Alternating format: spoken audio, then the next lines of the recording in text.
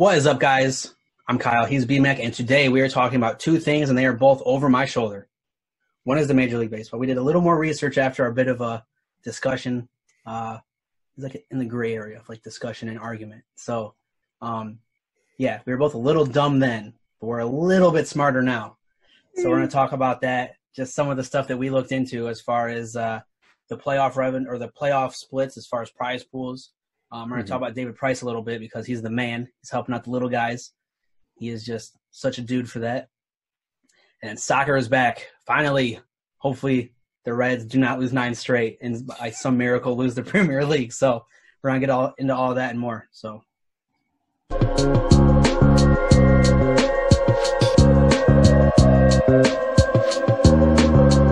Yeah, dude, baseballs. Some of the stuff we might have missed. We talked about a little bit, like the playoff revenue, it the revenue, or is it just a bonus? Is it just kind of offering up bonuses, right? I think it's basically bonuses. You know, essentially, if they have the playoffs, that the further you go, the more money your team gets for the players, which I think is a good plan. I really like it. I don't know. I mean, it's still tough for me because I think the initial cut the owners want the players to take is just it's a lot. And I guess it's not even the amount they're cutting. To me, it's kind of the way the MLB is putting it out, because if the top players who are losing the most, complain about it and say they don't like it, then it looks worse for the people who aren't getting paid, like the minor leaguers. Sure. The minor leaguers are getting nothing. Mm-hmm. And, they have to hear how Mike Trout could go from $36 million to $8 million, and they're getting 0. And I just think that like, the more I look on it, that was more of my argument, is how the owners wanted the top tier players to be perceived when they complain about it or when they turn down this deal. And I think in the last podcast that we did, where I was at was on the opposite ends, and you were in the middle as far as players go, where I was talking about, ownership, and then, the other guys that aren't getting that, like looking at the top players like you were talking about, like that's kind of BS that they're getting 80% of their wages. I'm like, yeah, but this guy's not getting anything. Yeah. And then, they're not making any money. So, I mean, it's like I said, we kind of talked about it a little bit, but from a calmer state of mind. The whole situation is just fucked, man. It just is what it is. No one's going to be happy. And like I kind of said, someone's not going to eat. And as far as the ownership is definitely trying to make the top players, the guys that are making a lot of the money, look bad in the public eye. And I think that as far as David Price goes, him doing what he's doing for the minor leaguers, whether or not it's from a political standpoint or even just a place of empathy and trying to help out, his fellow ball player. It just makes it look good, especially for like the bigger players. Like, so then if they go to the table to negotiate with owners about an actual deal that's going to get, go through, he's a top paid player. He hasn't really performed like one in a while, but he's still getting paid. He was really good for a very long time. He's good in that World Series. Yeah, he can go and just be like, hey, I'm doing my job and your job with, reduced wages. Like, if I can do it, why can't you?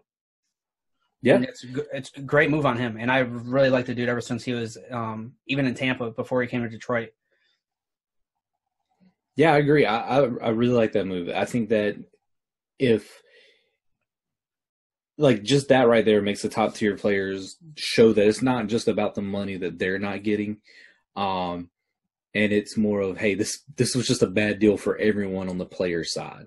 Yeah. And it's just more of, like we said, the perception the owners wanted the players to take in this. And the fact that it's like, well, hey, we put this offer out and the players are the ones who rejected it. That's why there's no baseball. And it's not just the players; it's the top tier players. Because right. Well, no one's, as far as I know, no one's doing that yet, but him. So until then, I can't really give anyone else the credit until then. So until the other guys decide to step up, if they do, they might not want to. Now, everybody's their own person, and that's what I was saying. Like, maybe it's just from a place of empathy. I don't think that.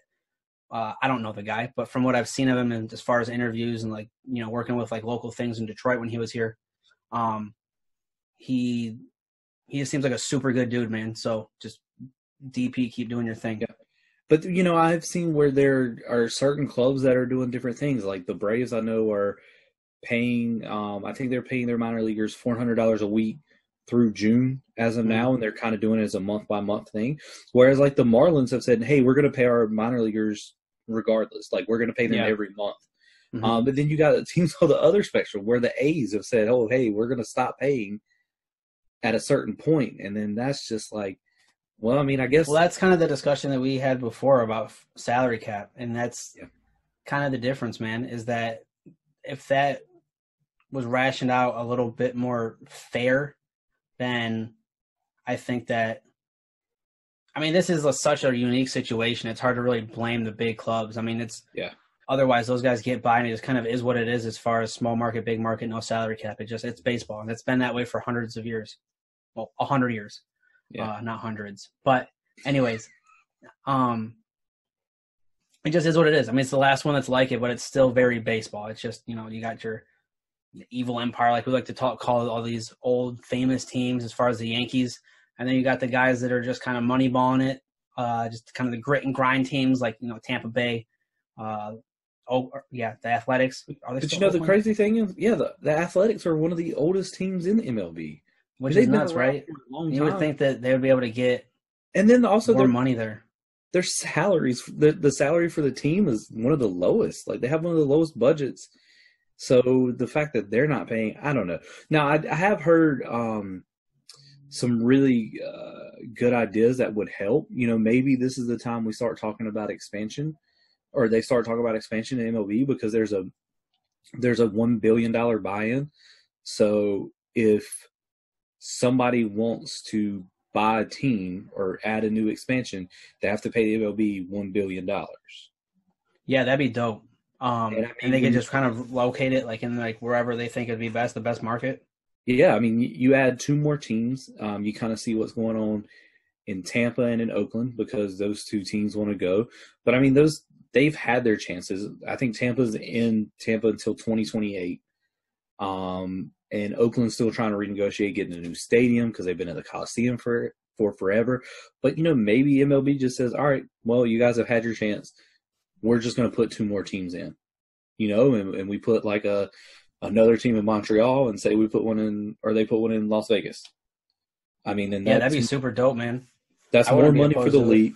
That's more money for the league. It's going to bring in more revenue. And especially a team in Vegas, man. It's kind of the sexy thing right now, is getting a team in Vegas. So many of them out there. If any of you guys are listening on YouTube, or even if you're on any of our other platforms, hit us up on YouTube and comment. Let us know where you think would be kind of the coolest place to see a new team. Like, maybe back in Montreal would be sweet. Yeah, I never really understood why that didn't work. I guess, I wasn't an adult then, so it makes maybe it was a money issue then too. But Vegas is kind of the hot thing right now. It'd be kind of ironic if the Raiders and the A's end up in Vegas. It'd be kind of funny. Yeah, it would, and especially now with the Warriors moving more towards San Francisco with their new stadium. Right. Mm-hmm. And then there are other places that have been brought up, like San Antonio. That's like the 7th most populated city in the U.S. 3 teams in Texas, where Texas has good weather all year, so that would be solid. That's kind of it for every sport, though. So it makes sense where you'd see more teams in Florida, Texas, California, kind of thing. Yeah, it would make sense there. I mean, I like that. And I don't know. I just think this would be a great time to do that. I mean, they've been talking about it for years. We haven't had a new team, an expansion team, since the Diamondbacks and the Rays. So, if that's a way to bring in revenue and kind of help offset this year, do it. I mean, baseball's growing. Like I mentioned, we were talking about this. They've seen their revenues go up and up the last few years, and it feels really good too, because, man, there's so much really good young talent in baseball right now. So it's a lot of fun, because I think that as far as the games are so long, so no one's really gonna sit and watch them anymore. As far as the new age fans, but that's always kind of been the thing for sports, has been numbers, and people want to argue numbers, and they'll look at stats, and they'll use that to kind of, act like they know what they're talking about. Like, oh, I sat on ESPN for 2 hours last night. I know this guy's average, how many RBIs he's got, how many times he's walked. And there isn't a sport that does stats like the MLB. Like there's just not. That's kind of baseball's thing is there's just so much oh my goodness. There's so much evidence as far as like what the player is that you can really argue home like who's better at this, who's better at that, who's, you know, Mike Trout is one of a kind, and you can look on his stat sheet and see that. So it's just, I think that's one of the appealing things. And then like the highlights, man, you can't get past a good like highlight reel for MLB, man. Like diving catches, quick turn, like quick double plays at second, like any of that Home stuff, runs, man. Home bat runs, flips. yeah, all of it. It's so good, man. It is, and we kind of finally got out of the old school mentality of if you bat flip or if you pimp a home run, you're going to get hit. It's kind of like have fun with it now, man. Yeah, have fun. I mean, now there are still ways where if you do something, you're going to get hit, and I think we can. Like you hit a bomb and then you just you hit a bomb and double bird the pitcher. I'm sure you're not going to have a good time next time you're at bat. No, and you deserve to get hit, and I think that's what's cool about it. Is it's a game where it does get governed itself, and they've also, you know, kind of went back on the unwritten rules a little bit. They're not as strict, the players are. So they're still prominent, though. It's still a thing. It is still a thing, and then that's what's good. It's still a thing, but we're not as, all right, cool. You bat flipped, you got to get hit. Take his ass out. Throw it at his chin. Give him some of that chin music. It's like, okay, you bat flipped, but it was a big moment in the game. Right. Like because that shit sells, man. That shit sells. It just is what it is. Like there's nothing cooler than that. Yeah, the Bautista home run the other year in the playoffs. That bat flip is one of my where favorite. He just throws it. It's so good, man. I love watching that one. I love it. It's such a good highlight, man. They did such a good job of marketing that. Where that year they put out an ugly Christmas sweater. Yes, dude. Merry flipping Christmas. Fire. So good. Yeah, so good. So I guess before we kind of transition into maybe not my favorite sport, but almost. I really like me some baseball, man. One team we didn't talk about because we talked about a little the NBA teams that are benefiting from this hiatus is the Astros. How did we forget the Astros benefiting from this? Because they were like the talk of the town when we first started doing our podcast. We brought them up for probably 6 or 7 straight. And then we just forgot about them like everybody else. And it's just, it worked out so well, man. It worked out so well for them as far as just the hate. Yes. They don't want the season to happen, man. Let it just keep going. So then when everything comes back, it's not going to be talked about at all. It's so, they're so lucky, man. Because we talked about even just now the game policing itself and how many times was Alex Bregman going to get hit. You know, how many times Altuve was getting beamed in spring training. Like, it's just so much, man. They were so getting lucky. Like, just booed. At spring training games, bro. Yeah, where there's only like 5,000 or 6,000. Yeah. There's like 5,000 to 10,000 at most at a spring training game, and that's all you heard. People banging trash cans, people booing them, and the fact that there aren't games, and even if there are games, there's probably not going to be that many fans, right? Or even as many. Like, it's the only way to. It's hard to say they're lucky because this whole thing is so like messed up and everybody's kind of stuck home and people are dying, but they're pretty lucky. It's pretty lucky. Yeah, they're like they're not mad. They're not playing. My heart goes out to those people, but this couldn't have happened at a better time for us.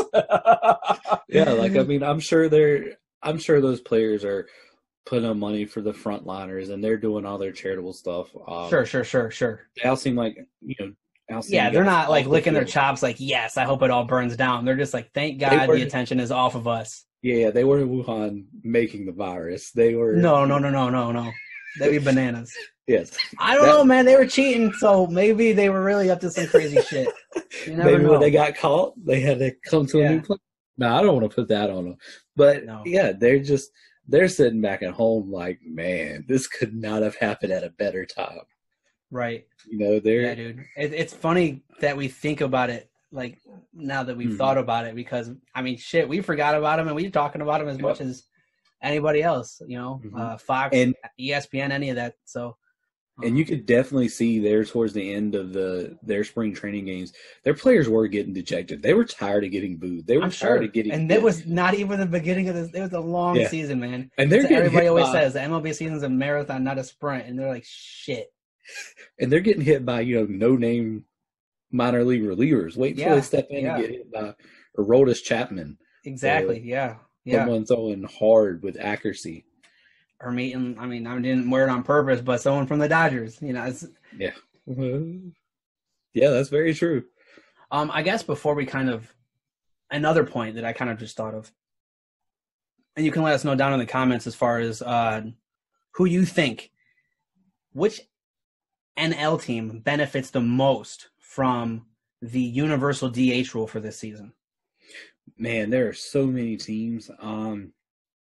I would say the Dodgers 100% do. They have a really deep lineup. Such a deep lineup, man. Yeah. And they were worried about where were they going to play Justin Turner or Muncy or Seager or Gavin Lux. They're good now. Now It's like, all right, cool. We got a DH. Who wants a day off?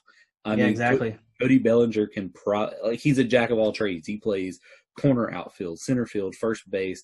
Now it's just like, all right, cool. You can stick with one position and you can even get a day off. Yeah, or maybe more than that. It's I think they're in a good spot. It benefits them a ton. I think the Braves benefit from it because they had a position battle at third base with Camargo and Austin Riley, and now it's kind of, hey, Camargo's a better defender. Let's have Austin Riley as a DH. So it benefits a few teams. Some not as much because of just how teams are constructed in the National League. They're built for the National League, right. Not too many people have a guy on the bench who could, be a DH in the American League. Usually your bench guys are kind of backup. And that's kind of it too, right? As far as baseball goes, like there's some guys that you'll like bring in situationally, like pinch hit, like your coach comes to you, hey man, you're a pinch hit right-handed pitcher batter. Like you're going to go in and face righties. You're going to go in and face lefties. Like we just kind of talked about how there's more evidence than anything for baseball. Like maybe not for those guys who may not be as good at hitters as you think they are, but they've gotten lucky a few times, in their first 20, 30 at-bats. So they've kind of been deemed that person. If they step into the DH spot and bet a cool 220 or something, they're going to – it's going to be a bad look. Yeah. And, exactly. So, it helps – to me, it helps your top teams with some depth. And it helps another team I just thought of, the Reds. They had so many where – they didn't know who's going to play second. Is it going to be Nick Senzel or is it going to be Mike Moustakas? All of a sudden, Mike Moustakas is not the best defender. You can put him at DH, and now you have Senzel who can play multiple positions. Or you can put Aquino, the guy who came up and lit the world on fire. It seemed like there was about 4 of those guys last year in the majors just come up and hitting homers. So, yeah, and then it's cool, man. We talked about it months ago. It's cool. We talked about it months ago as far as, this season's not really like a wash, but you're never really going to get the chance to kind of try new things out. So the fact that they're doing this to see maybe how it works is really neat. I like that a lot. And then the NHL doing this tournament style thing is super cool. I didn't even see that. What are they doing? I know there's like 24 teams, right? They're doing 24 teams. And as far as I know, it's single elimination until a certain point. So, there's so many teams that just kind of have their hat in the ring, man. It's so neat. It's really cool. And then, like, for this area, like, everybody's extra salt because Detroit still isn't in that top 24 teams. Dude, that's so crazy to me. I'm not a hockey fan. I haven't really paid attention. But when I was a kid, I remember the Red Wings were, like, the team to beat. Oh, sure, dude. There's a place up there called Hockey Town. It's kind of like a Hard Rock kind of joint, but it's all like Detroit Red Wings memorabilia and things like that. So it's just really funny. Is it Yasmin? It's just not really, it's not funny. It's just kind of crazy how it's gone from like, the early 2000s, how damn good they were. Yeah. And now they've kind of come back down to earth. Yeah. They were like in the Stanley Cup for years. It felt like. Yeah, so if you guys have anything else you want to mention to us about the baseball contracts or any ideas you have, hit us up. Instagram, YouTube. Love to hear it. Yeah, or like DH, or which team you think would benefit or is going to benefit the most from it since they're going to do it. Or even like which city you would like to see a new team. That'd be super dope. Or like a relocated team. It'd be a lot of fun. It's always fun to see that and see how if they can make a logo like possibly as ugly as the Marlins' newest one. So, or they can go from the Charlotte Hornets to the Charlotte Bobcats. Yeah, Hideous. Good thing they went back to the Hornets. It's a better look. It's such a good and iconic logo, man. Like, why'd you get rid of it? Like, it's so And good. blue and orange? Ugh. Yeah, who the fuck? I don't know, man. Anyways, let's get to the more important part of this. Obviously, I'm a Liverpool fan. So, but yeah, so for months and months, everyone's kind of been talking like, what do we do with the Premier League? You know, Liverpool is so far ahead. Do we just crown them champs? And everyone's kind of come out, and it makes sense that is the easiest part of it because they have such a good lead. Yeah. There's so many more repercussions, though. And we talked about the Astros just benefiting from this whole thing, but I think Manchester City is doing the same thing because we talked about before how much pressure they had on them as far as trying to win the Champions League this year. And a lot of that, when you're going, you know, just playing like 2 and 3 games a week, you know, you just keep getting reminded of that every time you see the media, like every day, every other day kind of thing. They've just been chilling, man. You know, they don't have to worry about not playing in the Champions League next year as much. But yeah, as far as repercussions for the Premier League, you know, it's the 5th place team makes it to Champions League now instead of the top 4 because of them. And then, you know, the relegation teams not making it. And like, honestly, before all this weirdness happened, they were playing really well, some of those bottom teams. I mean, Aston Villa was starting to look good. Watford was starting to figure it out. Bournemouth was in some games. There was just a lot of really good soccer getting played. And then as soon as Manchester United makes the move for this Bruno Fernandes guy, they just decide to take a leap and jump up like 4 or 5 spots. And we talked about in one of our first shows that how irrelevant they were and how crazy it was, how they just don't look at the table now. They're right there. They're going to make Champions League, which is so silly. They're 3 points behind Chelsea. Yeah. What is that, 3rd place? 4th. Well, yeah, I guess 3rd without It's so Manchester silly because City. for like 60% of the season, they've just been totally irrelevant.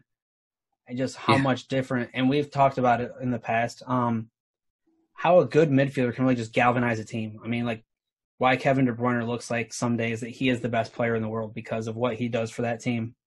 And this dude comes over and he's just, Manchester United looks so much better, even with the injuries they've had. So it's really, really neat.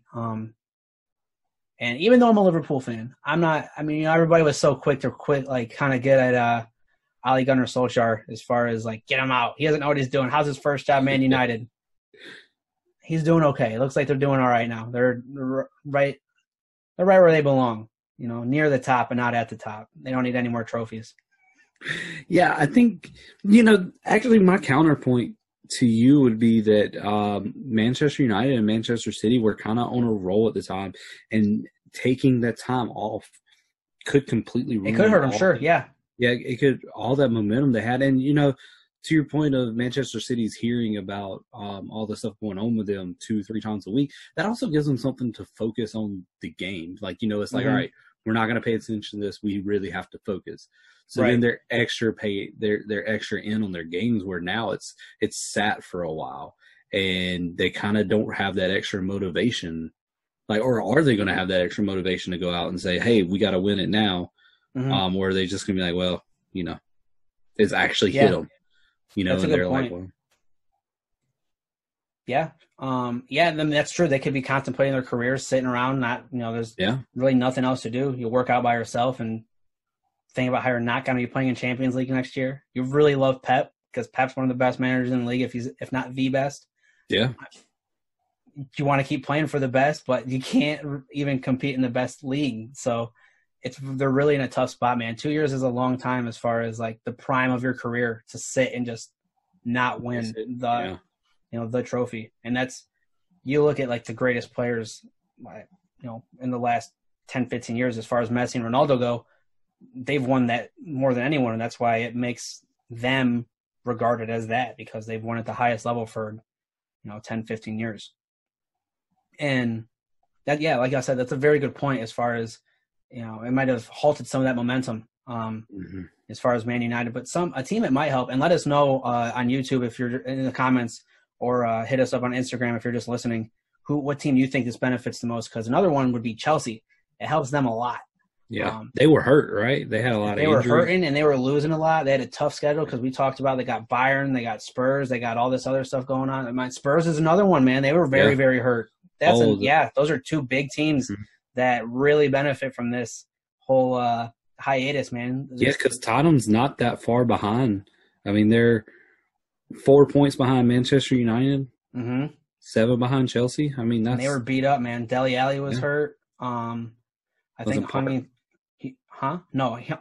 Son, I think. Son. It's Son. Definitely Son. The rest of it, I'm close. But he got hurt. Harry Kane's out for the year. It's Jose Mourinho. So Jose Mourinho's always saying crazy shit to the media. It's just good for them. I mean, it's just good that they had this break because it was starting to get to the point where everybody was like, Jose's, the old Jose's back. He hasn't really turned the new leaf. He's just getting frustrated and blaming everyone but himself because he can't be wrong. He's done it, and he's won Champions League for Porto. So it's really lucky for them. And then like the young Chelsea team, it's they're basically playing half a season. They kind of got they lucked out where they, all right, so this is what we can expect. We got 9. Well, I think it's got like 12 games left maybe. Yeah. We got this next 12 coming. We kind of know what we got. We got Bayern. So they're going to have to do that, which maybe it'll help them. I mean, they're already back playing as far as Bundesliga goes. So, maybe they'll pick up like a nagging injury along the way and maybe Chelsea just starts flying. It's, you don't ever know what could happen. We saw crazy stuff last year with Spurs. Yeah, we saw crazy stuff happen last year with Spurs in Champions League. So, and we've talked about it with other teams as far as like the Grizzlies and the Pelicans, like they're too young to know any better. So maybe they just go out there and make a miracle happen. It could be crazy dope. Mm-hmm. But I think those are probably the two biggest for me as far as benefiting from this is probably Spurs and Chelsea. I actually think your boys are going to benefit a lot from it too, because I think they kind of looked tired in some of their games and having fresh legs, maybe they come out and they have one draw and one loss this season in the Premier League. I mean, maybe they just go through and go on another run because when they're playing as well as they can, they're the best club in the world. Yeah, I mean, they were still looking weird, man. Like against Atletico, like that second game against Atletico, dude. Oblak was such a brick wall. That dude is such a monster. Like, if there was any dispute, is like if Alisson Becker hasn't had a game like that dude had against Liverpool. So I mean, and that dude's got to be right there with him as far as like if you want to consider Alisson Becker the best goalkeeper in the world, like Oblak after that performance has got to be right there, if not past. Because we had chances, we were giving it to them, man, and they parked the bus like they do, and we got lazy on the back end into overtime. So, I think so. I think that we were starting to maybe not like tread water because we have such a big lead, but it was starting to look weird. Like we were playing some bad teams real close. And maybe they just got kind of complacent. They could have, sure. And now the way that like Manchester City has to sit and actually think about all those things, maybe they had a chance to relax. Just relax. Yeah, or sit and think about, look at the last things and like be pissed off at how you played there at the end. Exactly, sure. I mean, I've talked about if there's anyone in our starting 11 that I think that we could live without, it's Mo Salah, just because of the little things that he does wrong. But then he's just him. He like when he does something right, it's like, okay, 30 seconds, you just made every criticism I've had for the last hour irrelevant because you just turned your shoulder and ran past 4 dudes and scored a goal. He's one of those dudes. I mean, he's that kind of talent, but he has had a strange season where if you look at the stats, he's right near the top.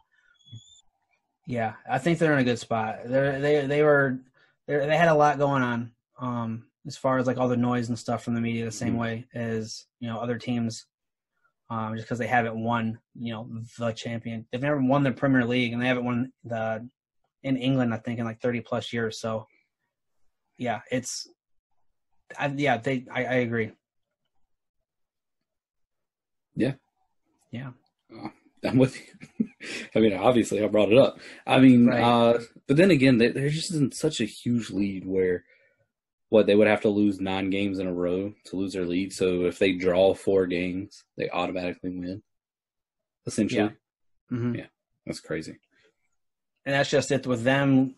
I think their last loss or draw made it so that when we go to the Emirates, which is where Man City plays, we can, if we win there, we clinch the title, which would be so dope.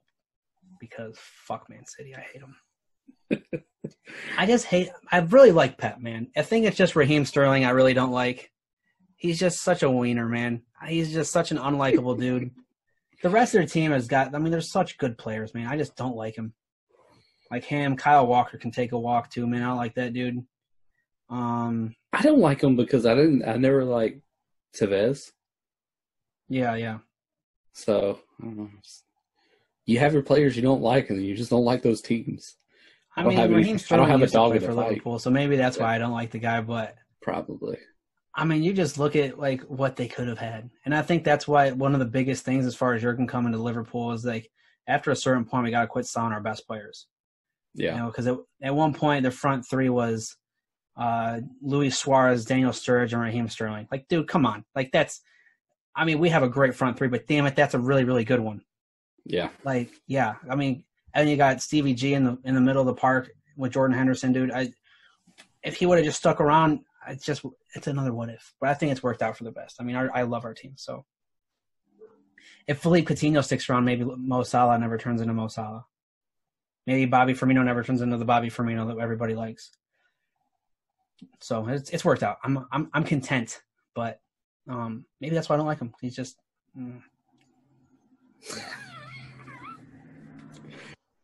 Yeah, I'll let you get to that. Yeah, no dog in a fight. But yeah, some other teams I think that it might benefit. Everton was having a tough go of it. They just got their new manager. Another team is, I think, Newcastle. Their new ownership just bought them, and they've just been sitting around basically playing what if. How much money can I spend? I want Newcastle to be relevant again, kind of thing. And it's been really cool because like maybe they don't get this owner if they're playing games. Maybe they keep getting some bad results, and he's like, dude, there ain't no way. Like, this team is a lost cause. But they've had a pretty good season by and large. They've been in some games, and that's kind of it with the Premier League where every team kind of has their identity, and they're only, you know, a bounce here or a misplay here or there away from a result, whether it be a draw or a win. And that's where the top teams are kind of separated, I think, is they're just more clinical up front, where you see that's why the big goal scorers in England get the money they get because that's just the difference. Like everyone's kind of got that grit and grind, kind of that English culture as far as like defending in midfield and putting people on their ass and things like that. But it's just, you look at the top scorers, there's not really one you can see like down in like the lower levels as far as the teams that aren't in the top like six, where you can be like, oh yeah, dude, that dude's got, you know, there's a good goal scorer over on that team. It's usually the people that are at the top, and that makes sense why. Even Wolves has a great scoring options up front with the man, I can't remember his name. I know he's Mexican.